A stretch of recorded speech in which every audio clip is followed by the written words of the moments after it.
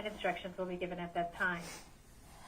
If you should require assistance during the call, please press star, then 0. I would now like to turn the conference over to our host, Mr. Alex Villanueva. Please go ahead. Good morning, and thank you for joining us today. I am not Alex Villanueva. My name is John Satterfield. I'm the captain of Sheriff's Information Bureau. And today our order of speakers will be Sheriff of Los Angeles County, Alex Villanueva, and the captain of Lomita Sheriff Station, James Powers. After they speak, we'll open it up for some questions. And then after all of that, the sheriff will transition to Spanish. Now it's my honor to introduce Sheriff of Los Angeles County, Alex Villanueva.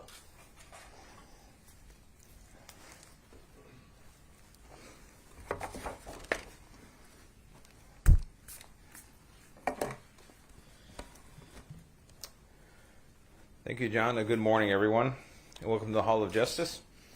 This is the headquarters for the LA County Sheriff's Department. I made a promise 7 weeks ago to deliver information regarding this traffic collision involving Tiger Woods, and we're here to follow through on that promise and to share with you what we have learned regarding the collision that occurred on February 23rd in Rolling Hills Estates. And as I said at the day of the crash, we're thankful that that he survived this tragic collision. And I'd like to point out that Tiger Woods and his representatives have been very cooperative throughout this investigative process. And they've also provided us with the permission to share these findings with you. And for the record, under Section 20012 of the California Vehicle Code, the details of this report would remain confidential except for the involved parties. And this is true of the thousands of reports like this type we prepare every year throughout LA County. And no one is asking for any of those reports, and so this is treated no differently. The primary causal factor for this traffic collision was driving at a speed unsafe for the road conditions and the inability to negotiate the curve of the roadway. Estimated speeds at the first area of impact were 84 to 87 miles per hour, and the final estimated speed when the vehicle struck the tree was 75 miles per hour. There were no citations issued, and there are no signs of impairment. Now, I know there are some saying somehow he received a special or a preferential treatment any of some kind. That is absolutely false. There was no signs of impairment. Our primary concern, once we obviously at the scene of the collision, was his safety. And this is where you have to switch gears and make sure the person can survive and receives the medical care they need. And the fire department, paramedics, and that's why he was taken to a trauma center, because he obviously had a compound fracture to a leg and it was life-threatening injuries. So I know there's a lot of experts who claimed, or drug recognition people said, oh, they should have drawn blood or done this or done that. And without the signs of impairment, we don't get to the point where we can actually author a search warrant and develop the probable cause to get that and execute that search warrant. So that did not happen, and that is not preferential treatment that would occur in any collision of this type based on these circumstances. And past history does not get you the elements you need to establish that probable cause. So I'll leave it at that. So now let me introduce Jim Powers, who's the captain of Lomita Sheriff Station.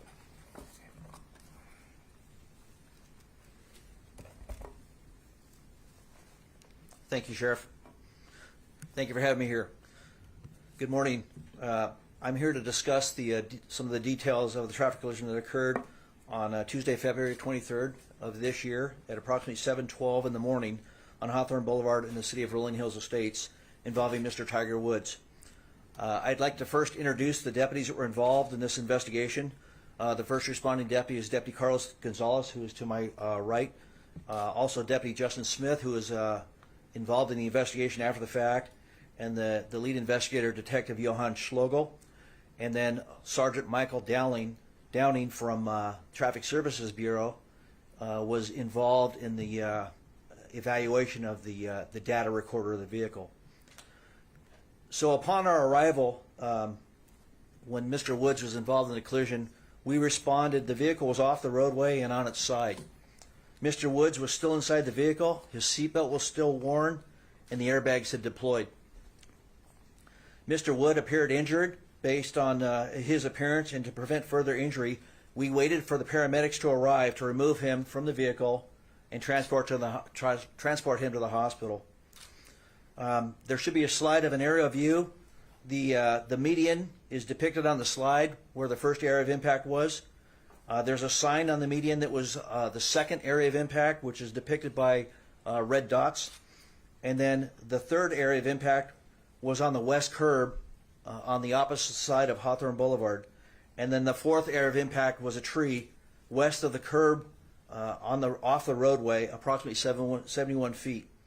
And the blue dot that's indicated there is where the point of rest where the vehicle was. The impact of the vehicle when it hit the tree caused the vehicle to go airborne and do a somewhat pirouette, landing on its side. The follow-up investigation after the fact, as the sheriff indicated, there was no evidence of any impairment. There was no odor of alcohol. There were no open containers in the vehicle. And there were no narcotics or any evidence of medication in the vehicle or on his person. In this situation, the question was asked about, did we conduct field sobriety tests? Due to his injuries and the traumatic nature of his injuries, it would not be appropriate to do any type of field sobriety test. I will say that Tiger Woods and his management team have been in communication with us and have been throughout this entire event and have cooperated with any of our follow-up investigation questions and have responded to any of our questions and or concerns. The event data recorder was investigated, and on March 1st, we examined that data recorder after obtaining a search warrant that was signed by Judge Tony Cho of the Torrance Courthouse. There's an airbag control unit of the data recorder that showed information that we described as Event 1 and Event 2, and a combination of Event 1 and 2. Those events are areas of impact that was recorded by the recorder. The airbags were deployed, and each event shows a 5-second window, and the combination of both events show a 7-second window prior to the collision and up to the collision.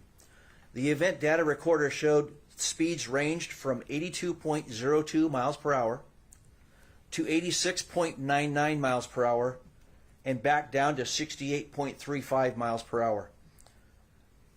A second reading of this event data recorder is the acceleration pedal percentage, which is the pressure applied to the accelerator pedal during the collision. This measurement was at 99% at the area of impact, at all the area of impacts of the collision. The data recorder also recorded braking. There was no evidence of braking throughout this collision. It is speculated and believed that Tiger Woods inadvertently hit the accelerator instead of the brake pedal, causing that 99% rating on the accelerator pedal. Steering was also recorded, and it ranged from a -10 to 55. And this is on a 360-degree circular model, so it indicates that steering was made from the left and to the right, and it's believed that this could be from trying to correct from the impacts and also the impacts itself throughout the collision. Again, the estimated speeds of impact were 84 to 87 miles per hour at the median, 84, and then at the impact of the west curb line, it's estimated the speed was about 75 miles per hour. And these are estimated speeds based on the recordings from the data recorder. The cause of the collision is determined by the statements of the parties involved, any independent witnesses, facts of the scene and roadway, and the opinions of the traffic investigators. There were no independent witnesses of this collision, and the primary cause was driving at a speed unsafe for the road conditions and the inability to negotiate the curve of the roadway. No citation was issued, and there were no independent witnesses and no observations by a peace officer which would support the issuance of a citation. And that's all I have, and if you have any questions, we welcome them. So do you want to answer, or does the sheriff want to ask first? Are you good with him? That's fine. Captain, thank you, Elizabeth.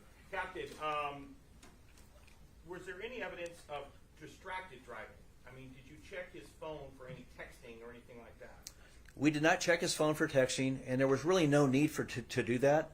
And so there was no other evidence. The only associated factor, well, there's two factors: the speed and the failing to maintain the straight course of the curvature of the roadway. That's it. There's nothing from the cell phone to indicate any type of distracted driving. So there was no texting or phone calls or anything around that time? Not to our knowledge. Captain, what about blood work? And there was a lot made about being able to draw blood at the scene, which I know is preposterous, but the notion that you did have access to blood work at the hospital, did you seek a warrant for that at all? We did not seek a warrant because there was no indication for us to do so. And so based on all the facts, there was no evidence of any impairment or intoxication. And so in order to obtain a search warrant, you have to have probable cause to be able to articulate that. And that did not exist. So no DRE was ever even dispatched? We have our investigators out there, and they are qualified DREs.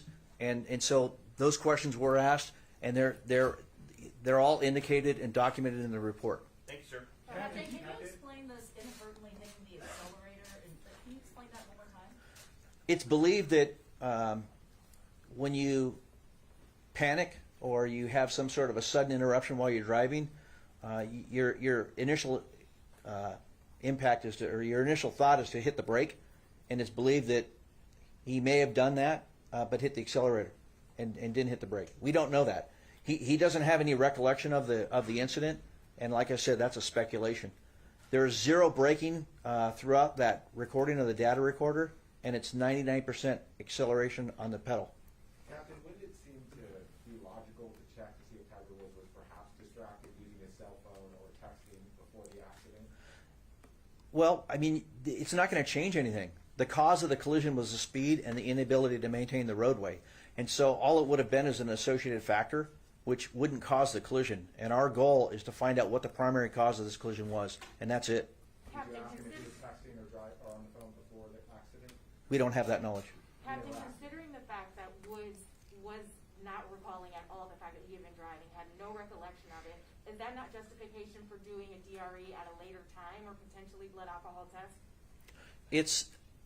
No, but my investigators, as they interviewed him at the scene and at the hospital, the questions were asked, and there was nothing to indicate any type of intoxication. He did answer those questions. He did not. He stated he didn't drink. He didn't. There's nothing. He's not. He wasn't taking any medication. So those questions were asked and answered. And was there any reason for the excessive speed? Did he justify that at all? At this time, we're going to open it up to the phones. Thank you. Ladies and gentlemen, if you have a question on the phone line, please press 1, then 0 on your telephone keypad. Captain, this yellow line, is that an accurate depiction of the And our steering first to question every comes year from away from Craig Bigner That's an estimate. with KNX News Radio. Please go ahead. Hi, good morning. Thank you for taking the call. I want to know, based on this vehicle and the way it's configured, it did have some ability for autonomous driving or autonomous capabilities. Do we know if any of those were in use at the time of this collision or before? We do not know that answer to that question, and we did not retrieve any information like that from the data recorder. Captain, I think that car's equipped with cameras too. Do you know if they were rolling on this thing? Which camera, sir? I believe that car can be equipped with cameras, like a dash cam. Do you know? I don't believe that car had any cameras equipped. Captain, did Woods give any reason for the excessive use of speed? No, he has no recollection of that collision, so he's not even aware of the speed until it was presented in this case. Captain, how would you describe that speed for that situation? It's unsafe for the conditions, just like the vehicle code reads. The speed limit posted is 45 miles per hour, and he was driving in excess of that, and it caused the collision, so it's unsafe. Do you know Can how you explain long why he was there's not a traveling cite- at that high rate of speed before the collision? No, I do not. All I know is a 7-second window that was recovered from the recorder. Can you explain why there's not a citation if he was driving at an unsafe speed? Part of it was because of the circumstances that he endured throughout the collision, and the fact that in order to issue a citation, it usually you have to have something to indicate an independent witness or an observation by a peace officer. And so I can't just inadvertently go out and write tickets. And I mean, you can do it, but it would be kind of, I don't want to say a waste of time, but a lot of the courts will dismiss it because it wasn't observed by a peace officer. Captain, had somebody else been injured in this crash, how different would this investigation be? What kind of questions would you have wanted answers to that you didn't look for now?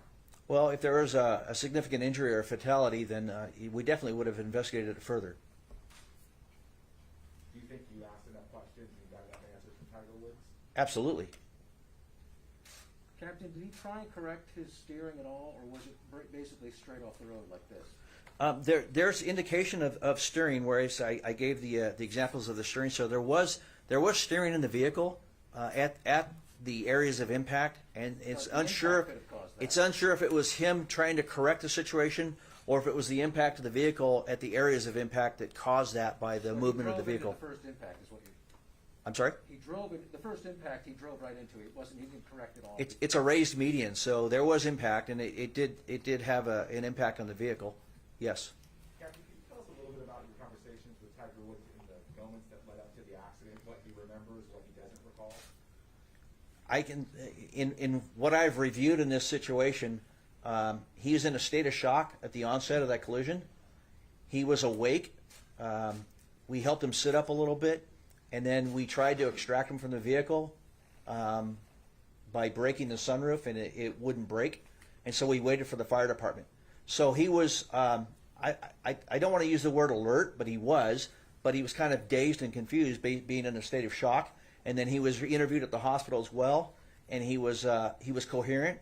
His speech was normal, and there are interviews of him at the hospital where he's answering questions in the emergency room. My question is leading up to the car accident, what he remembers doing moments before the car accident. What did he say he remembered doing before the crash? I don't have the answer to that question. I assume the questions were asked, if he was distracted. Well, I know that I know that there was allegations of an incident that occurred prior to the collision, which I reviewed video footage, and he was. I watched him on video walk out to his car, put his personal belongings in his car, and drive off the property. And he was driving very normal, very slow, as he began driving, to the point where it didn't appear that he even hit the accelerator. He took his foot off the brake and allowed the car to roll away. He made complete stops at 2 stop signs and stopped for a traffic signal before entering the highway. And so there's no evidence of any increased speed or rushed behavior. I guess leading up to the crash, though, was Tiger Woods late to an appointment? Was he on his cell phone? What did he tell you about the moments leading up to the crash, why he may have been traveling at that speed? I don't believe he recalls that. The only statement I recall seeing in the report is that he had a long day the day prior. We can take another question from a caller. Thank you. Our next question on the phone comes from Brendan Geoffrion with TMZ. Please go ahead. Hi, Sheriff. The sheriff said the day after the accident, no crime was committed. This is speeding and reckless driving that we're talking about. So how did you arrive at the conclusion that there was no crime? Well, speeding is an infraction, and it's not criminal in nature like a misdemeanor or a felony, and there's no evidence of reckless driving. So that statement was never made. Another question is, if Tiger was driving 85 to 87 miles an hour in a 45 zone, why no ticket for reckless driving or speeding?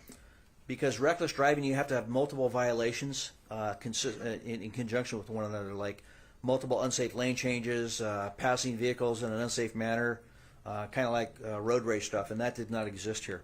Therefore, reckless driving is not appropriate. And the speeding, there was no independent witnesses regarding the speeding, and it wasn't observed by a peace officer, so no citation was issued. Captain, how Last often question is that for you. the In your case? opinion, did Tiger make a conscious effort to avoid the accident? We don't know that. Captain, how often is that the case? Woods walked away without the citation. When you consider other drivers and crashes similar to this, how often is that the case, that they are not cited later because of the excessive speed? Each case is decided on an individual basis, case by case basis, and so in situations like this, the decision was made not to issue a citation. That's it. And why was that decision made in this case? Well, as I stated, there was no independent witness to support that saw the violation, and there was no deputy sheriffs or peace officers that witnessed the violation. Let me add to that real quick. The decision not to issue a citation would be the exact same thing for anyone in this room who went through the same situation, a solo traffic collision. There's no witness. It's an infraction only. and we're not going to issue a citation on an infraction not committed in a peace officer's presence or independent witnesses, period. That would apply to everybody. So any inference that somehow is special is false. Despite the evidence that you have on the event data recorder? The event data recorder, that tells us physically what happened, but we need a human being to witness it. There was quite a bit of discussion after this accident about this particular stretch of roadway. Yes. Have there been adjustments made on the roadway? And how much of this accident do you blame on the roadway versus the driver? Well, this stretch of particular roadway, I believe we spoke a few weeks ago that it had, I think, was it 13 or 14? 14 traffic collisions. If you're going like a quarter mile prior to quarter mile after that stretch of roadway in particular. So it is hazardous. It encouraged it just by the design is straight away going downhill into a curve. People are approaching it with way too much speed for the conditions of the road. This has been brought to the attention to the supervisor, Janice Hahn, is in her district, and they are trying to address that with some measure of traffic control to slow down the speed. How much do you blame that particular roadway for this crash versus the driver? Well, it's the driver bears a responsibility regardless of the roadway, as long as the roadway is designed with the basics. However, this stretch of roadway in particular has a little bit more than average share of collisions, so they need to rethink how this is designed and what we can do to slow down the traffic. Sheriff, if Tiger Woods had been involved in another vehicle, if he had injured somebody, would he be facing some pretty serious criminal charges? On the same conditions, no. If there was an issue of an impairment or reckless driving, and then by extension there's a victim from another vehicle, then there would be a consideration. But we don't have either reckless driving, we don't have any evidence of impairment, so no, that would not apply. But it also seems as though you guys didn't apply for a search warrant to see if he was texting or distracted. To apply for a search warrant, you have to have probable cause. And to get probable cause, you need to have a building blocks of elements to indicate that someone potentially committed a crime. And that's higher than just a reasonable suspicion. And we do not have those building blocks to get to a probable cause. So therefore, you cannot approach a judge with a search warrant just because, well, we knew he had trouble in the past or something, therefore, can you sign this? And the judge is going to say, get out of here. All right, at this time, it's going to transition to Spanish. Will you be able to answer questions non-crash related while you're Sure. here? Thank you. All right, para español, como hice una promesa cuando ocurrió ese incidente con el golfista Tiger Woods, que ese accidente ocurrió el 23 de febrero en la ciudad de Rolling Hills Estate, y gracias a Dios sobrevivió el accidente, que fue muy violento, y tenemos los resultados de esta investigación. La primera causa que por lo que este accidente ocurrió fue la velocidad demasiado alta para las condiciones de este estrecho del camino, del Boulevard de Hawthorne. Y la segunda es el que iba manejando Tiger Woods no pudo manejar la curva después de una recta. La combinación de esos dos factores fue el resultado de ese accidente y la causa del accidente. Se estima que su velocidad era entre 84 y 87 millas por hora al momento del impacto con el centro de la calle. Y cuando chocó con el árbol al otro lado de la calle, al lado oeste de la calle, andaba a 75 millas por hora. Y no fue citado por alguna infracción del Código de Vehículos de California por no haber testigo presente, y no hay evidencia de que estaba manejando bajo los efectos del alcohol o de alguna droga, y no hay causa para obtener una orden de búsqueda para información para, por ejemplo, de análisis de la sangre, cosas así. Y esos son los resultados, y cualquier sugerencia de gente que se llaman expertos de que recibió algún tratamiento preferido por ser célebre son totalmente falsos. Nosotros hacemos miles de estos reportes cada año, y el Código de Vehículos de California, la sección 2012 o 20012, dice que solamente los que son participantes de un accidente automovilístico son los que pueden recibir el reporte, nadie más. Y entonces fue por la cooperación de Tiger Woods, y él dejó salir a la luz pública el accidente, que podemos hablar de esta manera. ¿Alguna pregunta en español?